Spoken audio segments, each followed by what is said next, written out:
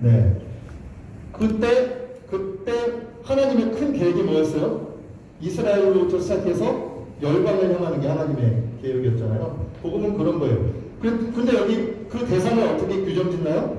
동서남북으로부터 오는 거예요. 사방으로부터 사람들이 다 몰려오는 거지.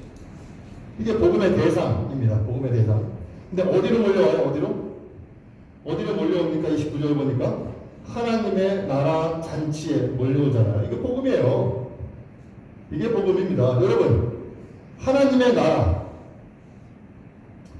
우리 그런 얘기 지난 설교 시간에 했죠? 천국, 하늘나라, 하나님 나라.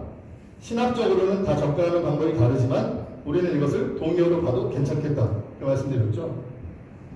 29절은 결국 복음을 듣고 사방에서 사람들이 모여와서 하나님 나라 잔치, 천국으로 들어간다. 이겁니다. 근데 그 힘이 뭐예요? 복음이라는 거예요. 그걸 오늘 말씀드리려는 겁니다. 그 힘은 바로 복음에 있다. 여러분, 예수님께서 선포하신 것이 있는데 공생의 기간 다 끝나고 뭐라고 먼저 딱 한마디로 선포하셨죠? 그러니까 40일 금식기도 끝나고 마귀에게 세 가지 시험 다 통과하시고 그 다음에 첫 마디 뭐예요? 첫 마디 회개하라, 천국이 가까웠느니라. 이게 40일 금식기도고 마귀에게 세 가지 시험 받으시고 나서 그 다음에 첫 마디 던진 게 회개하라, 천국이 가까웠느니라. 이겁니다. 성경 마태복음 보면 그때야 비로소 이런 말이 있어요. 네. 이제부터 이제 내가 복음을 전할 건데 복음이 뭐냐 하면 천국이 가까이 왔다. 이겁니다. 그러니 하나님 나라의 잔치에 들어간다는 이 말씀은 복음입니다. 복음. 여러분, 들어가는 말로 우리 나눠드린 자료를 한번 볼까요? 자, 청년들이 교회에 나오지 않는 이유를 어떤 분이 이거 출처를 적어놨어야 되는데 제가 깜빡 잊고 출처를 안 적어놨습니다. 어떤 분이 소논문을 썼어요. 소논문을 통해서 발표한 자료입니다. 청년들이 왜 교회 안 나올까 궁금하지 않나요? 궁금합니다. 그랬더니 먼저 교회 경험이 없는 친구들의 경우에 한 39가지를 여기다 해놨는데 쓱 한번 보세요. 3번 보니까 말 많은 전도사가 싫다네요. 저는 그렇게 말 안 많죠? 많은 것 같으면 나한테 개인톡을 좀 해주세요. 줄일게요. 이런 것 때문에 안 나오면 안 됩니다. 6번 보니까 술, 담배 아예 못하는 것이 싫다 그랬는데 이 부분은 우리가 뭐 뜨거운 이슈기도 한데 제가 조심스럽게 이런 말씀 드릴게요. 분명히 술, 담배는 금합니다. 금하는 것이 맞아요. 그런데 그만 상태를 이루어 놓고 나오는 게 교회가 아니에요. 이해가 됐습니까? 나는 지금 술, 담배를 지금 하고 있으니까 교회 나가면 안 돼. 이런 생각 갖고 있는 사람 여기 없잖아요, 지금. 그죠? 그러니까 친구들 전도할 때도 같은 뉘앙스의 이야기를 해주세요. 우리는 병자니까 흔히 하는 비유가 병원에 가서 병을 고친다. 술, 담배는 문제예요. 성경에서 하지 말라는 거. 좀 하잖아요, 우리. 어쩔 수 없는 우리 인간의 연약함으로 인해서. 우리가 그런 걸 다 깨끗하게 이뤄놓고 그러고 오는 거 아니잖아요. 이런 이유가 되지 않아요, 그죠? 어려운 거는 9번. 종교 없이도 별 불편함이 없다. 참 어렵습니다. 전도의 큰 걸림돌이에요. 제 친구 중에 한 명이 친한 친구인데, 아주 친한 친구인데, 전도를 하려고 해도 자기는 어려움이 없어. 아무 아쉬움이 없는 거예요. 너무 행복하게 잘 살고 있어요. 복음이 들어가기가 쉽지 않습니다. 우리나라도 복음이 어떻게 들어갔어요? 우리나라가 너무 필요로 했던 교육과 의료 분야를 통해서 복음이 들어왔잖아요. 근데 이런 사람들은 참 전도하기가 힘들어요.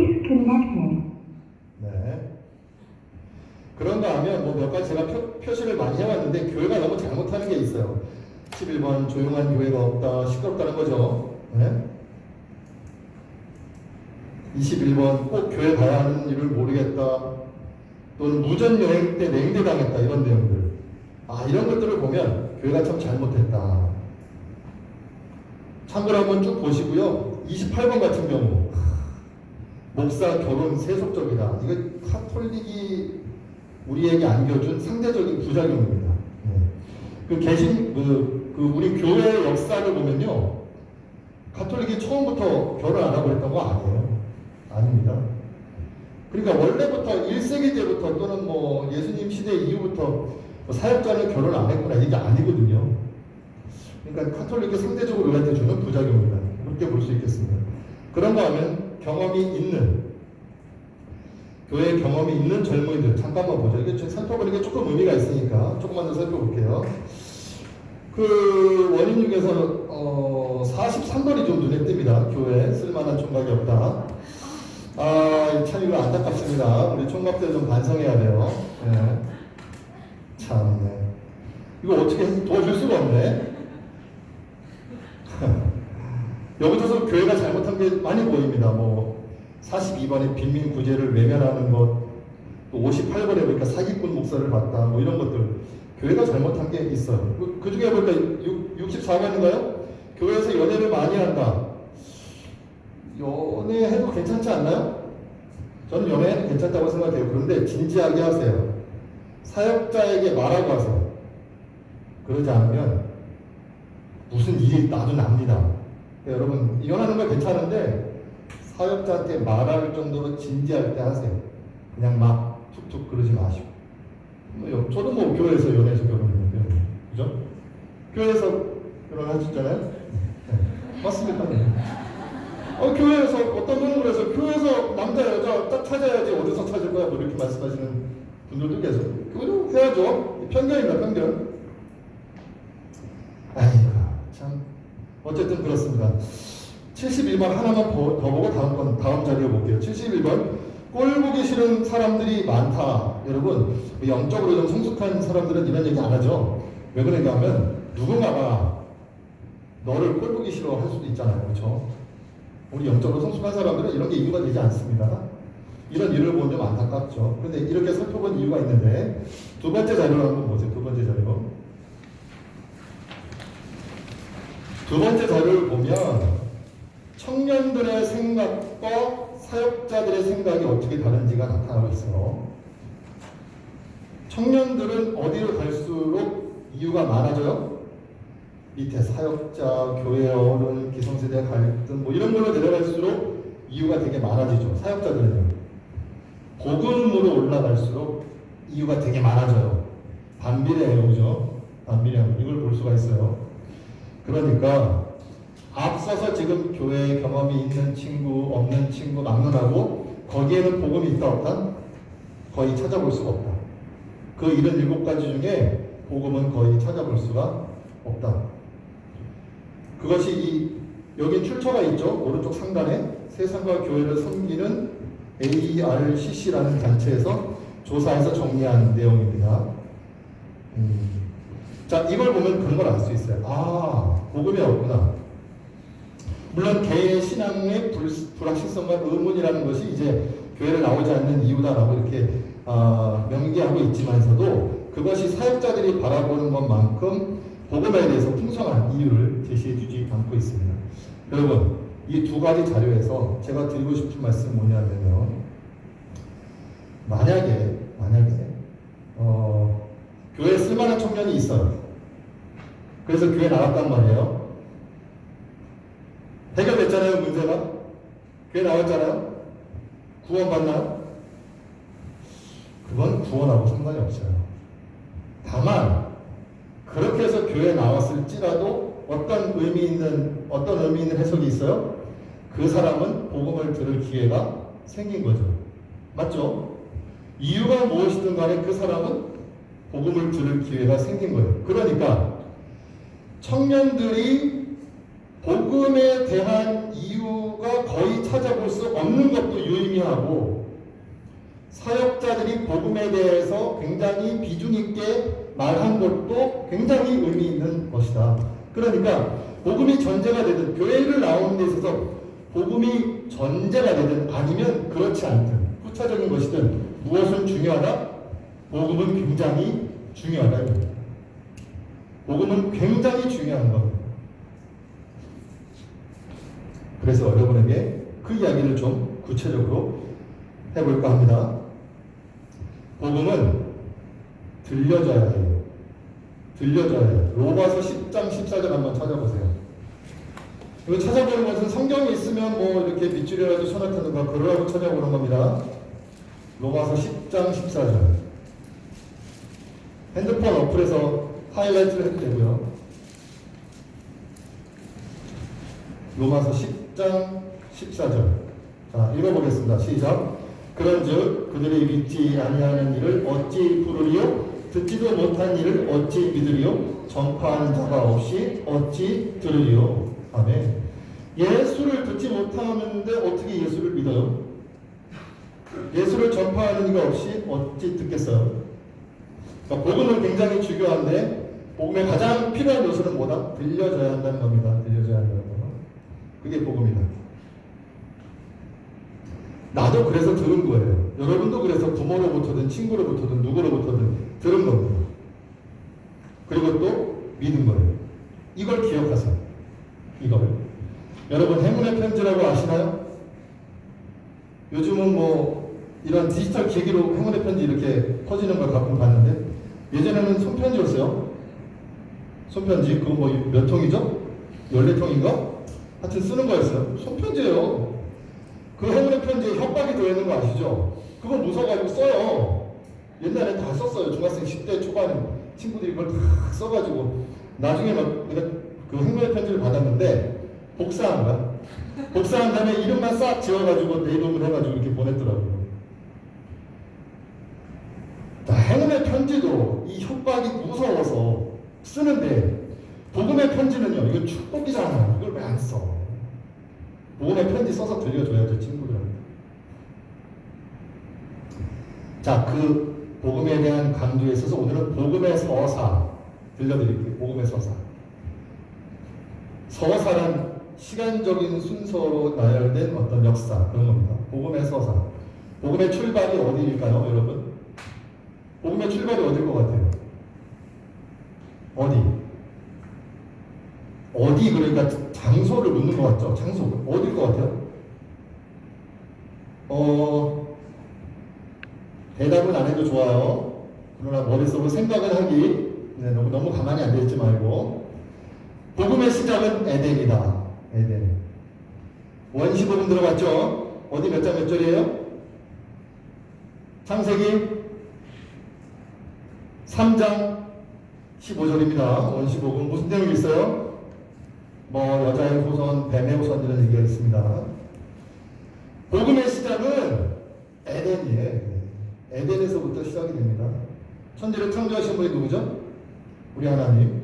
우리 하나님께서 천지를 창조하셨는데 그 창조를 딱 하셨을 때 그 상태는 아주 완벽한 상태.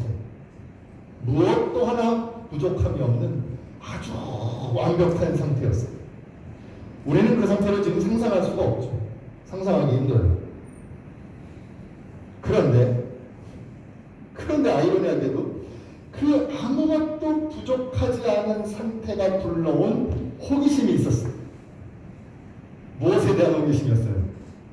선악을 알게 하는 나무의 열매에 대한 호기심이 있었다는 거예요.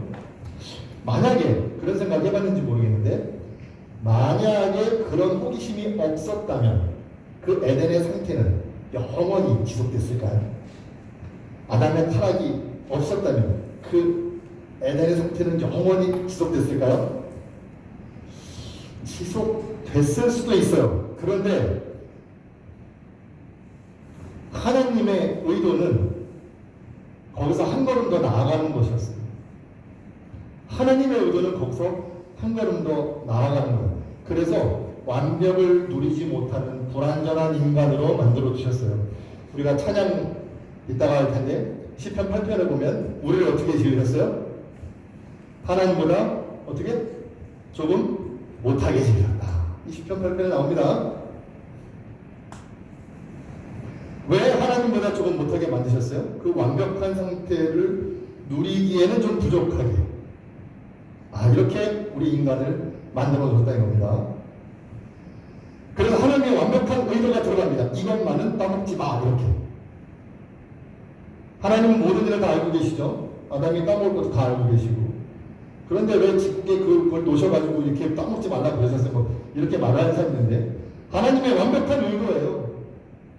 하나님보다 조금 못하게 아담 만들어 놓으시고 그 다음에 하나님의 그 작정하심에 따라 선악을 알게 하는 그 나무를 만들어 놓고 이것만 따먹지 마 이랬단 말이에요. 그 호기심에 걸려든 거예요. 왜 그러셨을까? 왜 그러셨을까? 하나님은 영광을 받으시기를 원하십니다.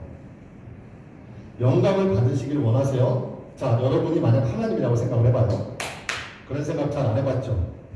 여러분이 하나님이라고 생각하고 태초를 생각해보세요. 태초를. 우리 지금 태초 창세기 1장을 보다 보면 태초에 뭐가 있어요? 뭐가 있어요? 태초에 아무것도 없어요. 그냥 아무것도 없어요. 아무것도 없다는 상태를 우리는 또 상상조차 못해요. 그게 어떤 상태인지. 그런데 일단 아무것도 없습니다. 나는 하나님이야. 아무것도 없어. 영광을 어떻게 받으시죠? 하나님이 영광을 어떻게 받을 것 같아요? 아무것도 없는데? 이게 그냥 너무 생뚱맞고 주관적인 생각이 아니라 제가 좋아하는 창조의 목적을 명기한 말씀이 어디 있죠? 많이 얘기해서 다 알 것 같아요. 거기 이사야 4321 43장 21절 거기 뭐라고 되어 있습니까? 이 백성은 내가 나를 위하여 지었다. 왜? 나를 찬양하게 하려고. 분명하게 명기되어 있는 거예요. 이 말씀 하나로 우리 끝이에요. 게임 끝이에요. 우리의 목적, 우리의 여기 존재의 목적은 하나님을 찬양하는 거라고요. 생각해 보세요. 좀 전에 말한 대로 나는 하나님과 아무것도 없으면 내 영광을 어떻게 해? 그러나 세상을 창조하고 인간을 두셔서 나를 찬양하게 했으니 하나님의 입장에서 이게 더 나은 거 아니에요? 이게 더 나은 거예요. 그래서 지으신 겁니다. 그래서 하나님은 완벽한 에덴에 자신보다 조금 덜한 인간을 세워두시고 완벽한 작정과 의도하에 에덴을 상실하게 만드셨다. 여러분 지금 무슨 얘기하고 있다고요? 복음이라고. 이게 다 복음이야. 거기서부터 시작한 게 복음이니까. 지금 복음에 대한 이야기하고 있는 겁니다.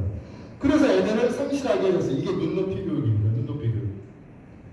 아담한테 그냥 말하면 모르니까 뺏은 거예요. 뺏은 거예요.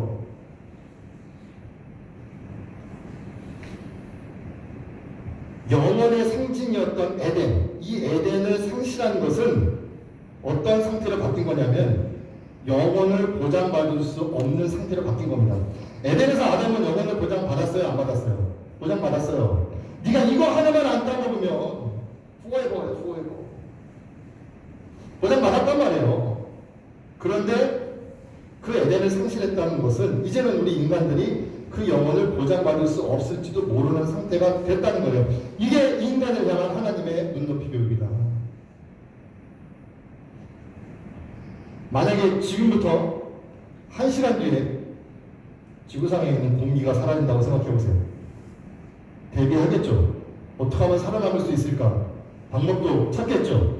비슷한 겁니다. 비슷한 거예요. 사라지겠어요.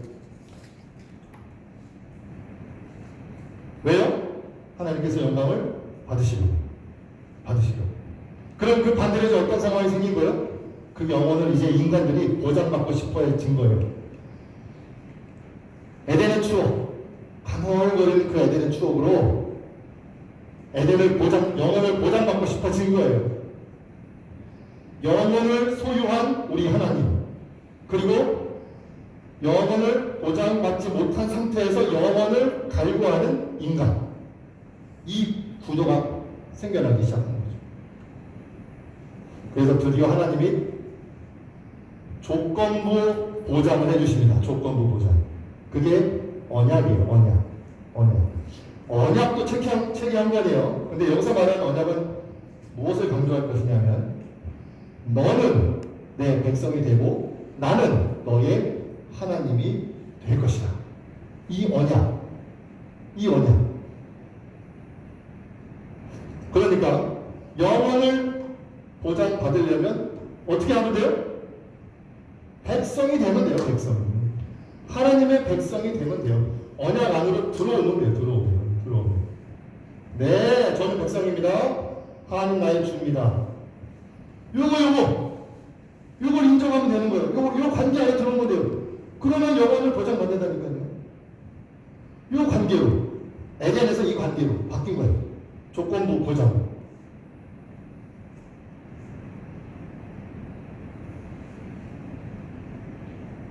영혼을 보장한다, 담보한다는 것은 하나님의 관점에서는 100% 성취입니다, 여러분. 왜요? 하나님의 말씀은 이루어지지 않는 게 하나도 없으니까 하나님 관점에서는 100% 성취예요. 인간의 관점에서는 아직 100%가 아니에요. 왜요? 우리 성경에도 보면 언약을 깨뜨리는 그런 사례들을 많이 봤잖아요. 그죠? 그렇게 나누어 생각해야 됩니다. 조건부 보장이라는 것은 그런 의미다. 그래서 그 언약 관계에 있을 때 조금 미래 얘기해볼까요, 이제? 그 영혼을 우리가 획득하나요, 안 하나요? 획득하죠? 언제? 우리 예수 그리스도께서 이 땅에 다시 오셨을 때. 그때 하나님 나라가 어떻게 한다고요? 우리가 가요? 아니요. 위에서 내려온다고요? 임한다고요. 하나님 나라가 이 땅에 새하늘과 새 땅으로 임할 때 동서남북에서 사람들이 많이 하나님 나라로 모이는 겁니다. 그때 상실됐던 에덴이 회복되는 겁니다. 그때까지는 에덴의 추억, 가물가물한 에덴의 추억을 가지고 가는 거예요. 영혼을 갈구하면서. 그럼 질문, 이때쯤 되면 사람들이 그러면 호기심 안 생길까? 그러니까 에덴에 아담이 타락하기 전에 그 상태와 예수님이 이 땅에 오시고 하나님 나라가 임했을 때, 우리가 하나님 들어갔을 때, 하나님 나라 들어갔을 때 그 인간의 상태를 한번 비교해 보자고. 아담은 호기심이 생겼잖아요. 그죠? 불완전한 상태로. 그러면 예수님 오신 다음에 우리가 하나님 나라 들어가면 우리 상태가 어떻게 돼요? 호기심도 사라지고 완벽한 인간이 될까? 어떻게 생각해요? 완벽한 인간이 될까? 아니에요. 이때 아담이나 우리나 똑같아요. 그러면 또 뭔가가 개혁성이 생기나? 타락을 할? 감사하게도 그렇지 않습니다. 왜 그럴까요? 왜 그럴까? 인간의 상태는 신과 동일해진 게 아니고 아담이나 우리나 똑같은 상태인데 왜 에덴에서는 타락이 생겼고 하나님 나라에서는 타락이 안 생길까? 왜? 뭐가 차이가 나서? 사탄이 없어요. 사탄이 없습니다. 사탄이. 하나님 나라는 사탄이 없어요. 어떤 다른 영이나 어떤 다른 생각이 사탄의 영은 생각을 타고 들어온다 그랬잖아요. 담임 목사님도 종종 하시는 말씀이잖아요. 타고 들어오는 사탄의 영이 없어요. 그래서 우리가 하나님 나라에서는 영원한 복락을 누릴 수 있는 거예요. 보장받는 거예요. 우리가 그때. 하나님 통치로 복귀하는 것이고 아담 타락 이후로 하나님의 통치권을 찬탈해갔던 그 사탄 나비가 멸하는 거죠. 통치권이 다시 회복이 되는 겁니다. 너는 내 백성이 되고 나는 내 하나님이 되리라. 이것이 바로 아담을 지으실 때부터 하나님께서 계획하신 복음의 서사이다. 지금까지 얘기한 전체가 다 복음이에요. 복음입니다. 자, 그러면 이 지금 요약한 이 이야기가 왜 중요한가 한번 나름대로 예를 준비했는데 이 예가 여러분에게 팍팍 와닿았으면 좋겠어요. 이게 왜 중요한가? 제가요 만약에 한도 무제한의 신용카드를 10장을 뿌리겠다 그랬습니다. 여러분 지금 눈이 번쩍 뜨이지 않죠? 왜? 내가 한도 무제한의 신용카드 10장을 줄 리가 없기 때문에 눈이 번쩍 안 뜨이잖아. 그죠? 근데 진짜 마인드 컨트롤 잘하고 막 이미지 트레이닝을 해가지고 진짜 강도사님이 한도 무제한 신용카드를 10장을 준비할 거라고 막 최면이라고 걸어보세요. 그럼 눈이 이제 초롱초롱해져야 돼. 내가 10장 줄 거라니까. 그래 여러분 어떤 반응이 나와야 돼? 줘주세요. 돈 누구한테 줄 건데요? 그죠? 선착순이야. 핫다이 클라면. 그 다음에 나오는 질문은 뭐예요? 언제요? 어디서요? 몇 시에? 이 질문이 나와야겠죠, 그죠? 한도 무제한이라니까. 평소에 쓸 수 있는. 그래서 처음으로 반응이 나왔습니다. 그래서 제가 주일이야, 주일이고 교회 앞이야, 교회. 요렇게만 말했습니다. 주일이고 교회 앞이야. 몇 시인지 얘기 안 해. 며칠인지 얘기 안 해요. 근데 여러분 주일마다 교회 한번 와볼래요? 안 와볼래요? 당연히 와봐야죠. 내가 오늘 가면 한도 무제한 신용카드를 받을지도 모르는데 몇 시에 와볼래요? 영영시에요. 이 말이 맞는 거예요. 언제 줄지 모르는데 잠자고 있을 거예요? 주일 딱 되면 교회 문 앞에 와 있어야지.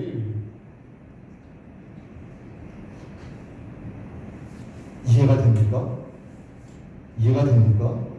제가 좀 전에 요약한 이 복음의 서사가 이거랑 똑같은 거예요. 우리가 그 가치를 느끼는 데 있어서 부족한 뿐이지 이보다 더한 거예요. 그러면 내가 실제로 어느 날 갑자기 딱 모였어. 그래서 우리 서희한테 그리고 예준이한테 막 해가지고 신용카드 한도 무제한 평생 쓸 수 있는 거 10장을 뿌렸단 말이야. 그거 받은 사람이 나에게 어떻게 하겠어요? 뭐 이런 거 안 하겠어요? 네? 영광 받으심이에요. 영광 받으심. 영광 받으심이에요. 우리 하나님 찬양 안 하겠어요? 영원을 주시는데? 영원한 복락을 주시는데?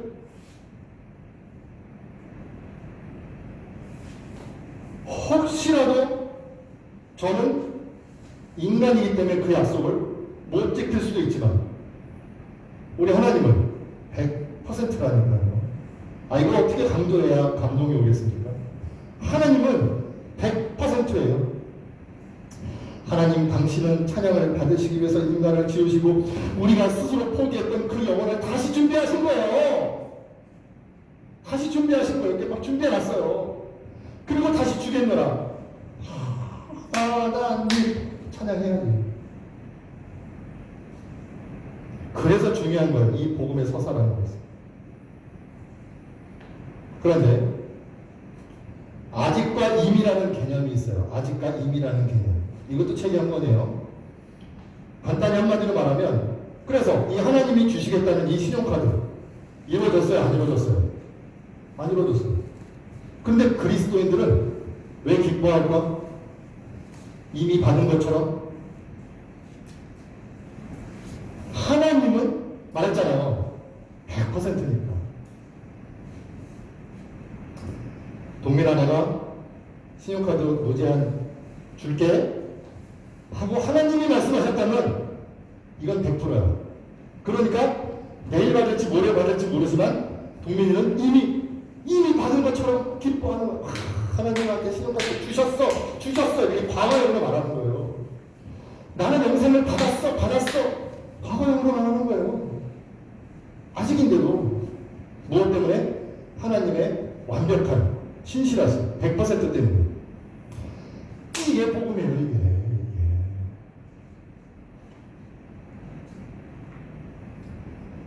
그러니까 이 복음을 믿는 자는 하나님을 찬양하지 않을 수 없고 모이지 않을 수 없고.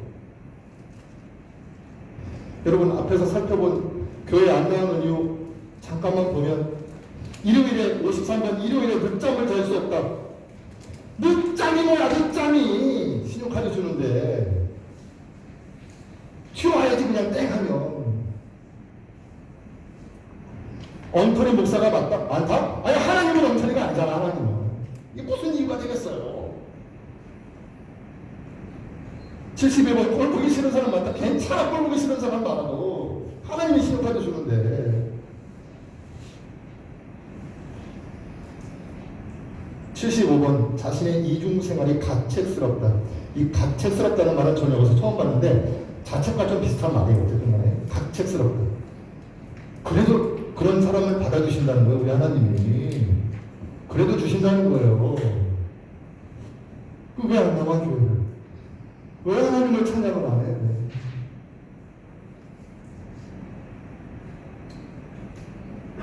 자, 그러면 중요한 것은 그 가치를 깨닫는 거. 이게 중요한 거지. 다음 과정으로 넘어갈게요. 그 가치를 깨닫는 게 중요한 거예요. 조금 안타까운 것은 이 땅에서는 우리가 그 가치를 느끼는 정도가 사람마다 조금씩 다릅니다. 조금씩 다릅니다. 하지만 한 가지 공통적인 것은 그 가치를 깨달아야 된다. 그 가치를 인식해야 된다라는 것입니다. 그럼 가치 인식에 대한 이야기를 해볼게요. 가치를 인식한다. 그 가치를 내가 갖고 있는데 그 가치를 어떻게 인식시킬까? 이런 쪽으로 한번 접근해 볼게요. 예수님의 방법에서 그 힌트를 얻으려고 합니다. 예수님의 방법은 곧 하나님의 방법이죠. 먼저 이 가치는 선포되어야 합니다. 선포되어야 한다. 아까 말씀드렸죠? 마태복음 4장 17절에 아까 회개하라 천국에 가까웠다. 근데 이건 세례요한도 했어요. 세례요한도 예수님보다 먼저 선포한 말씀이에요. 그래서 예수님이 공생애를 시작하면서 처음으로 시작한 이 말씀이 비로소 전파하여 말씀하신 게 이제 회개하라 천국이 가까웠다 이건데요. 예수님은 세례를 받으셨죠? 누구한테? 세례요한테 세례를 받으신 거예요. 받으셨어요. 이거는 능동이에요, 수동이에요? 수동입니다. 자, 내가 세례 이렇게 받은 게 이렇게 세례 받은 거 아니잖아요. 이건 수동이에요, 세례 받은 건. 그런데 그렇게 세례받고 40일 금식 기도 후에 선포하신 건 어떻게 해요? 이건 능동이에요. 맞죠? 우리의 상태가 마찬가지예요. 이 선포라는 것은 뭐냐면요. 성령의 작용으로 우리가 믿음이 생깁니다. 우리 여러분 지금 그리스도를 믿고 이 자리에 앉아있는 건 다 성령의 작용이에요. 성령의 작용으로 수동으로 여기 앉아있는 거예요. 그러면 전파하는 건 어떻게? 그 능동이 되는 거예요. 예수님의 전파 방식하고 똑같은 겁니다. 여러분 능동적으로 해야 되는 거예요. 전파하는 것은. 물론 이마저도 성령이 너에게 임하시면 성령이 임하셔야 하지만 예를 들어 이런 겁니다. 장수돌침대 아세요? 장수돌침대? 잘 모르죠? 장수돌침대. 돌침대 브랜드예요. 돌침대 브랜드. 근데 이게 광고를 합니다. 텔레비전 광고. 조금 저렴하게 하려고 사장님이 나와서 하시는 것 같아요. 그냥. 별다른 뭐 그래픽 이런 거 없이 그냥 몇 마디 멘트를 치시는데 그 멘트가 너무 유행이 됐어. 너무. 우리 두 분 혹시 다 들어보셨을 것 같은데. 장수돌침대 별이 안 들어봤어요? 별이 5개. 이게 장수돌침대야. 그러면서 하는 말이 뭐냐면은 너무 좋은데 설명할 방법이 없네. 이렇게 대표가 나와서 그렇게 얘기를 해. 너무 좋은데 설명할 방법이 없다고. 너무 좋은 말이에요. 여러분, 장수 돌침대가 좋다 안 좋다 하려면 어떻게 하면 돼요? 누워봐야지. 잠자봐야지. 침대랑 이렇게 딱 하나가 되어봐야 장수 돌침대가 진짜 별 5개로 좋은지 안 좋은지 알겠죠? 선포한다는 건 그런 거예요. 선포한다는 거. 복음이 참 좋은데 설명할 방법이 없네. 이런 안타까움이 있어야 돼. 그러면 A라는 사람한테 이 복음을 선포할 때 가장 좋은 건 뭐예요? 그리스도와 하나가 되는 거. 연합이 되는 거. 연합의 접착제는 무엇이다? 성령이다. 연합이 되게끔 만들어주는 거야. 장수돌침대가 좋다고 그러면 이리 와봐 서연아 여기 이리 와서 장수돌침대 누워봐 이렇게 할 거 아니에요. 그러면 A라는 친구한테 이리 와봐 복음 참 좋은데 설명할 방법이 없네 이리 와봐 너 여기 좀 앉아있어봐. 성령이 임하시기를 그 성령의 접착제로 그리스도가 딱 들어가서 한 몸이 되기를 해주는 이게 전파예요 여러분. 그러니 교회를 꾸역꾸역 데리고 와야지. 맞죠? 맞습니다. 데리고 와야죠. 누가? 복음의 가치를 인식한 사람. 그래야 돼요. 만약에 누구든지 오기만 하면 한도 무제한 신용카드를 무제한으로 뿌리겠다고 했으면 여러분 혼자 올래요? 혼자 올래요? 네, 혼자 오겠답니다. 진짜 무제한으로 다 뿌린다고 안 그러지. 내 배우자도 데리고 부모도 데리고 하겠죠. 응? 그러니까 그 복음의 가치를 인식한 사람은 내 옆에 내 긍휼의 마음이 가는 사람, 이 사랑하는 사람에게 이리 와봐. 여기 좀 앉아 있어봐. 그거 해야죠. 해야 되는 거예요. 선포를 안 하면 복음의 존재를 모르고 끝이 나요. 장수 돌침대 와서 누워보기 안 하면 그냥 장수 돌침대가 뭔지도 모르고 끝이 나는 거예요. 끝이 납니다, 여러분. 여러분 사랑하는 사람이 그냥 그대로 끝이 나요. 긍휼의 마음이 생각이 됩니다. 그런데 주의할 게 있어요. 주의할 게. 에스겔 3장 11절 한번 펴봅시다. 찾아보는 건 왜 찾아본다고요? 아, 이게 좋은 말씀이다 하면 표시나 밑줄을 쳐두라고요. 3장 11절. 에스겔 3장 11절.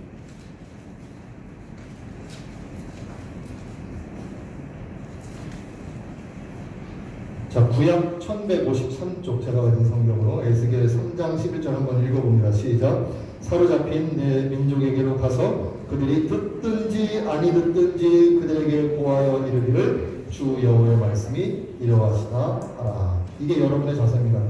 복음의 가치를 아는 사람은, 인식하고 인정하는 사람은 듣든지 아니 듣든지 그들이 듣는 것은 하나님의 영역이지 내가 아니에요. 예를 들어서 요나 어떻게 전했습니까? 요나는 니네로 가! 했더니 싫어했죠, 가기를. 왜 그러냐면 간단히 말하면 한 1940년대에 우리가 일본의 관계를 생각하면 되겠어요. 우리가 경험하지 않았어도 지식적으로 알고 있죠. 1940년도에 일본 사람들한테 일본에 가서 그 나라 사람들을 위해서 사랑해라, 헌신해라, 봉사하라면 쉽게 하겠습니까? 근데 우리 민족 중에는 비슷했어요. 하여튼 그런 비슷한 개념이에요. 그래서 요나도 니네웨에 가기 싫어했어요. 그런데 뭐 풍랑치고 물고기 뱃속 해가지고 딱 갔잖아요. 니네웨 다시. 그래서 어거지로 복음을 선포합니다. 어거지로. 그 어거지가 왜 어거지냐면 원래 니느웨 섬은 일반적으로 걸었을 때 3일이래요. 3일. 근데 요나는 그 니느웨 섬을 며칠 만에 복음을 전할게요. 하루입니다. 딱 하루. 3일길인데 하루면 얼마나 대충 했겠어요. 그죠? 아모르겠다. 회개하라 하고 대충 하루 딱 했단 말이에요.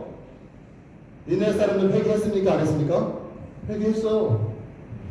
여러분이 열심히 잘하든 대충 잘하든 듣게 하시는 그 영역은 하나님입니다. 그러니까 이거를 신경 쓰지 마요. 이거 신경 쓰지 않고 그냥 내가 인식한 그 가치 그대로를 나의 사랑하는 사람에게 전하는 겁니다.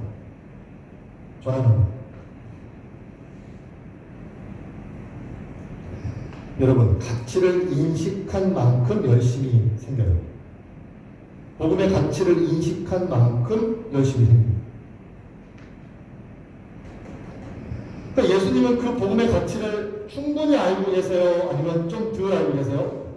충분히 알고 계실 거 아닙니까? 예수님은 그 복음의 가치를. 그러니까 어떻게 해요? 이 비유, 저 비유 들어서 알려주고 이렇게 가르치고 저렇게 가르치고 이렇게 고쳐주고 저렇게 고쳐주고 여기 저기 다니면서 사마리아 땅까지 그냥 가로질러 가면서 그냥 아니까, 그 복음의 가치를 아니까, 그 우리를 너무 사랑하니까 그렇게 다니시면서 전파했어요. 우리는 예수님만은 못하더라도 그 복음의 가치, 내가 깨달은 그 복음의 가치, 내 안에 있는 그 복음의 가치를 전파하는 일을 멈춰서는 안 된다.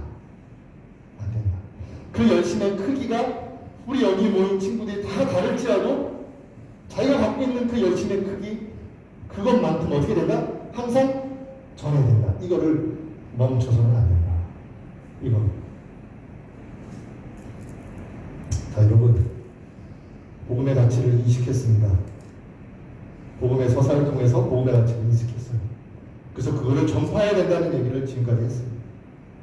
근데 우리 예수님의 방법에서 어떻게 전파할까에 대한 힌트를 한번 찾아보자고요. 이제 어떻게 전파할까? 예수님께서 많은 방법으로 전파했지만 결정적 한 방이 있습니다. 뭐죠? 결정적 한 방? 뭘까요? 그거요. 그거 맞아.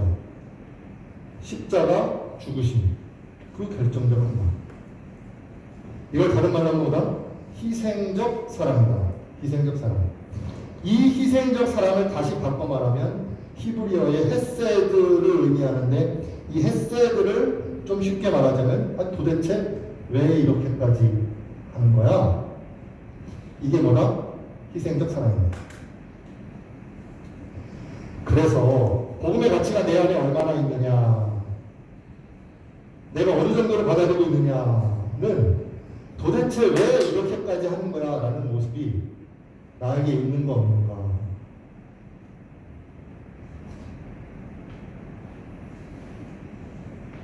아니,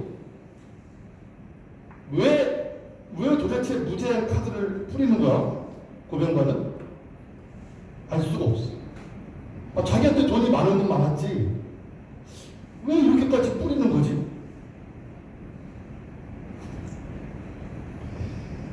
제가 만약에 막 돈이 샘솟는다 하더라도, 매일같이 땅에서 막 돈이 막 나오고 있다 하더라도, 한도 무제한 카드를 뿌리는 것은 나의 재물에 대한 손실입니까? 아닙니까? 손실이죠. 당연한 손실이죠. 그러면서 왜 이렇게까지 하는 거야? 나의 재물을 희생하여 다른 사람들의 재물을 살린다. 심지어 조건이나 자격 따지지 않아. 그냥 오는 사람들한테 다 뿌린다 이거죠. 도대체 왜 이렇게까지 하는 거지? 왜죠? 단 하나, 이유는 고병관 이거 찬양 받으려고. 이거 똑같아요. 예수님은 생명의 근원이세요. 예수님은 생명의 근원이라고 해서 자기 자신의 생명을 던져서 희생하는 일이 쉽습니까? 아니죠. 이거는 뭘 보면 알 수 있어요? 겟세마네 기도를 보면 알 수 있어요. 땀이 땅에 떨어지는 피같이 되더라. 쉬운 일이 아니에요. 아무리 생명의 근원이시지만. 그런데 그 생명을 던졌어요. 던질 것 같으면요, 어마어마하게 많은 사람들에게 생명이 뿌려지는 겁니다. 던지니까 뿌려지는 거예요.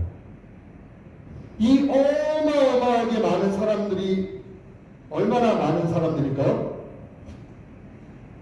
우리의 상상을 초월합니다. 계시록이에요. 이것도 한번 찾아보세요. 계시록 7장 9절 한번 찾아보세요. 계시록 7장 9절. 하나를 알고 둘을 모르는 이단들이 14만 4천을 막 강조해. 에이그. 7장 14절.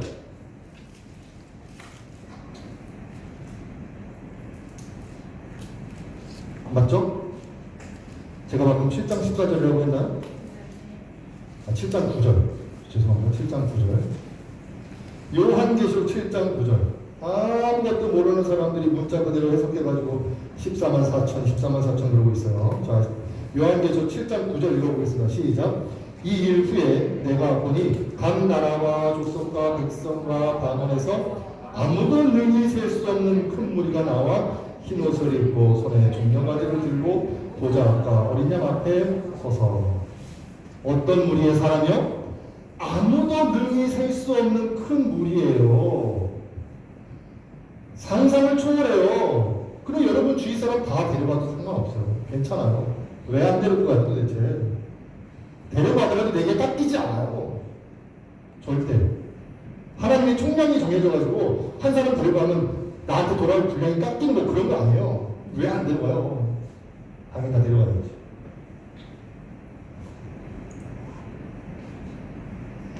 자신의 생명을 내어 던지는 예수님의 그 희생적 사랑으로 인해서 아무도 능히 셀 수 없는 큰 무리에게 생명을 주시는 겁니다. 이것이 바로 이 복음의 서사 전체를 통해 복음의 가치를 인식한 사람이 전파하는 방법입니다.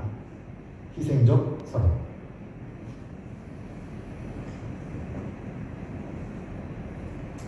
요한복음 12장 24절에서도 말씀하시기를 하늘의 밀이 땅에 떨어지면 죽지 아니하면 하늘 그대로, 죽으면 많은 열매. 그래서 실제로 죽으신 분이 우리 예수님이시다. 아우, 55분이 넘어갈 것 같은데 혹시 그래도 조금만 참아줘요. 자, 이제 좀 결론으로 한번 적어볼까요? 결론의 키워드는 의무와 명령입니다. 의무와 명령. 여러분, 마태복음 24장 14절 한번 펴봅시다. 이것도 한번 찾아보세요.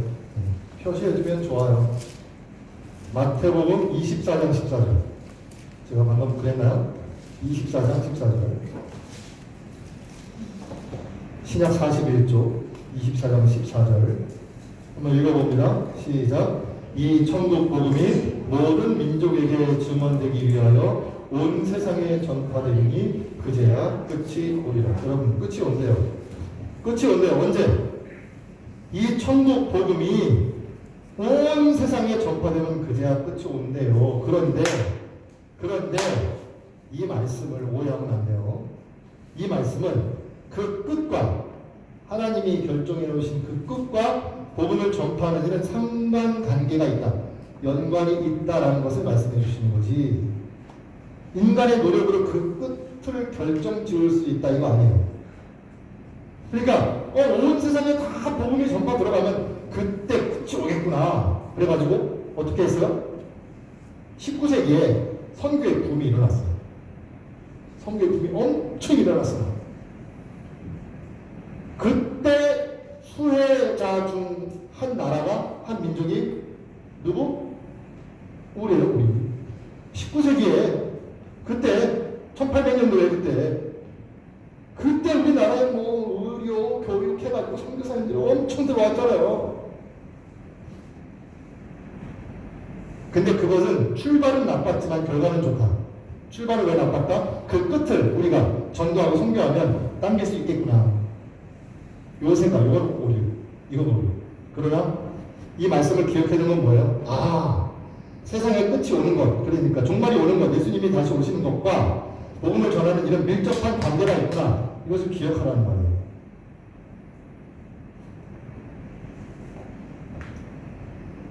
자, 이 말씀을 통해서 또한 우리가 알 수 있는 것은 우리에게 무엇이 생겼다? 의무가 생겼다. 무슨 의무? 복음을 전파해야 하는 의무가 생겼다는 겁니다. 명령도 주시죠, 명령. 이 명령을 잘 아는 말씀, 마태복음 28장 제일 마지막 절에 나와요. 잘 아시는 말씀이에요.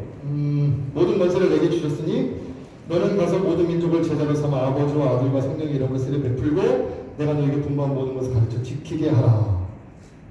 명령이죠. 명령입니다. 자, 여러분 생겼어요. 뭐가? 의무와 명령이.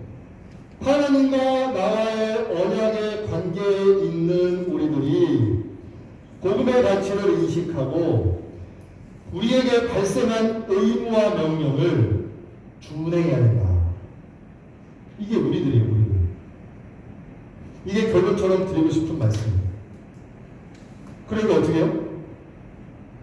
동서남북으로 사람을 모아야 되는 거예요. 우리 한 6분짜리 동영상인데 이거 한번 볼 거예요. 잠깐만. 여러분 너무 잘 알려진 이야기이기 때문에 한 번쯤 봤을 수도 있어요. 실제 선교 이야기를 창끝이라는 영화로 만들어가지고 굉장히 유명한 이렇게 잘 알려진 것이고 보신 분이라면 다시 한번 리마인드 하시고 못 보신 분이라면 한번 보시기 바랍니다. 영상 하나 틀어볼게요.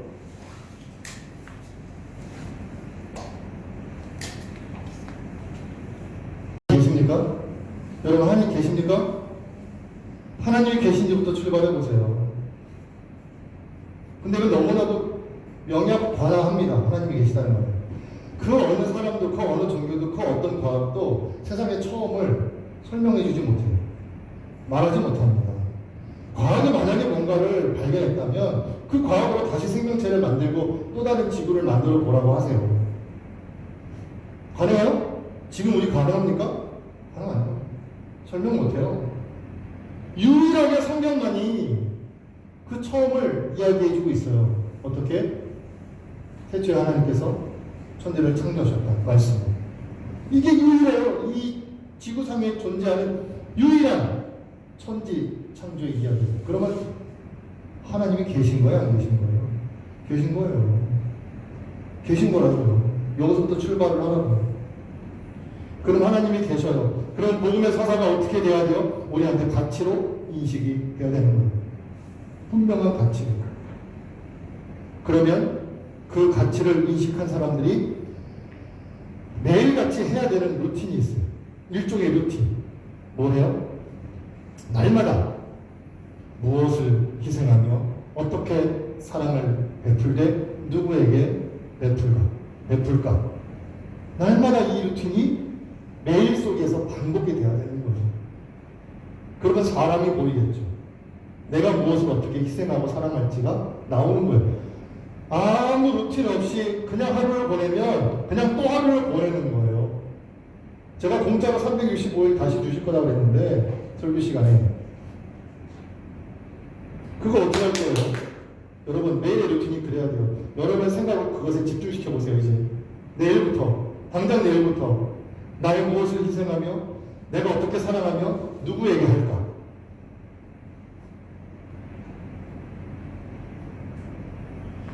이게 희생 같잖아요. 희생이 아니에요. 어떤 선교사님이 이런 멋진 말을 했대요. 특별 새벽 기도 기간에도 말했지만 희생이 아니라 특권이다. 나는 아무것도 희생하지 않았다. 예수님이 희생하신 것 같으세요? 아니에요.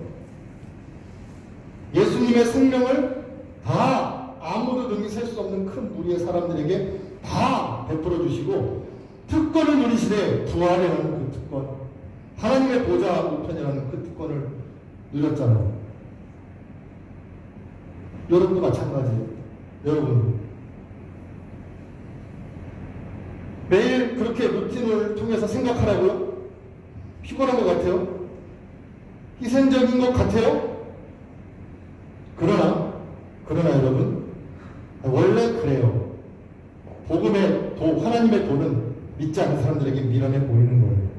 그러나 믿는 사람들은 그게 하나님의 능력이 되는 겁니다. 그 능력을 갖고 그 체험하는 사람들, 우리들에게는 그것이 기쁨이 되는 거예요. 그리스도인들만이 누릴 수 있는 특권이 되는 겁니다. 이상하잖아요. 그런데 그게 나에게 기쁨으로 돌아오니 그것이 바로 그리스도인들만이 누리는 특권이다. 그러니 우리는 아무것도 희생하지 않았다. 굉장히 가슴에 와닿고 멋진 말입니다. 정리해 볼게요, 여러분. 복음의 힘으로, 복음의 그 가치로 우리 이제 사람을 모읍시다. 복음의 가치와 복음의 힘과 복음의 능력만이 사람을 모을 수가 있습니다. 그리고 우리에게는 의무와 명령이 생겼고 우리에게는 그 무한한 가치, 그 무한한 영생의 영원한 가치를 누구에게 나누어줄 우리의 마음에 여유와 사랑과 긍휼이 있습니다. 그러니 여러분, 지금까지의 여러분의 그리스도인의 삶으로부터 한 걸음 더 나아가시기를 바랍니다. 그래서 이제 제가 말씀드린 대로 그 루틴을 만들어 보세요. 무엇을, 어떻게, 누구에게. 우리 찬양을 할 텐데 제가 결단 찬양으로 여호와 우리 주여 시편 8편을 정했어요. 여러분, 이 하나님을 충만하게 인정하는 그 신앙으로 이 찬양을 한번 불러보세요. 그러면 내가 인정하도록 한 그 하나님을 하나님을 통해서 복음의 서사가 다 정리가 되고 무엇을 어떻게 누구에게가 이제 실천이 가능해지나 말입니다. 그 출발이 하나님이에요. 하나님의 천지 창조예요. 우리 한번 찬양해 봅시다. 여호와 우리 주여.